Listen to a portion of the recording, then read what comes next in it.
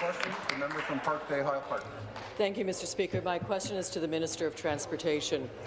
Last week we learned that Metrolinx spent tens of thousands of public dollars to design special fashionable uniforms for the Union Pearson Express and spent thousands more to get the uniforms featured during Fashion Week in Toronto, only to later drop out of the event.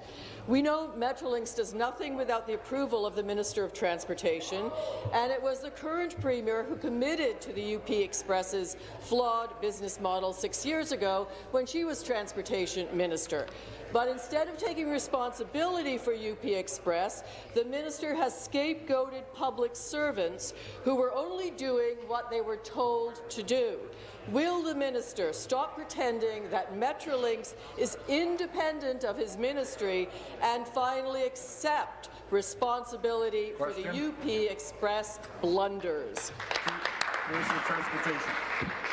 Thanks very much, Speaker. I thank the member from Parkdale High Park for her question. As I said earlier today, I have had the chance to speak with or communicate with the chair of the Metrolinx board. There's a very clear understanding that we will, the Ministry of Transportation and Metrolinx will continue to work closely together as we fulfill the mandate that the people of Ontario have given this government for Metrolinx and the Ministry to design, build, operate, support and sustain additional transit. Speaker, earlier today I had the chance at length to mention a number of the initiatives that we've moved forward with, that we've had tremendous success with, that we've made more progress on. Speaker, there is a significant, as we all know, a significant requirement to make sure that we continue to invest in transit here in the 416, in the 905 and beyond across the Greater Toronto and Hamilton area.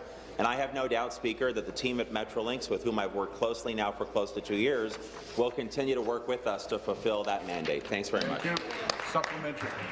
Thank you, Mr. Speaker. Back to the minister. Whenever Metrolinx has appeared in the newspaper recently, it hasn't been exactly good news.